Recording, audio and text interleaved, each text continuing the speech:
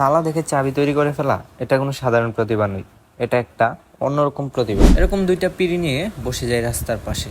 আমি আজকে আসলাম সিলেট বন্দরে। এখানে এসে একটি চাবি তৈরির দোকানে ঢুকলাম, দেখতেছিলাম তারা কিভাবে চাবি তৈরি করে।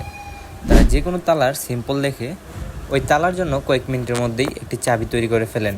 একটি চাবির পারিশ্রমিক হিসেবে তারা চায় 80 টাকা, 60 থেকে 70 টাকায়ও মাঝে মাঝে কাজটি করে থাকেন। এই জায়গাটি হলো সিলেট জেলার বন্দর নামক একটি বাজারে। সিটি কর্পোরেশনের সামনে তারা সবাই চাবির এই দোকান নিয়ে বসে থাকেন। 3-4 জনকে দেখলাম রাস্তার ফুটপাতের পাশে তাদের বসার জন্য ব্যবহৃত পীড়া এবং তাদের যন্ত্রপাতি নিয়ে বসে আছেন। আমাদের দেশে এই পেশায় নিয়োজিত মানুষ খুবই কম আছে।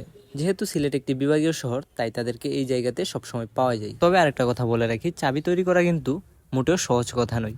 চাবি তৈরি করাটাও আমি যতক্ষণ দেখলাম মোটামুটি অনেকটাই কঠিন। বিশেষ করে যারা রাস্তায় ফুটপাতের পাশে বসে কাজটি করে থাকেন, রোদের জন্য তাদের অনেক কষ্ট হয়।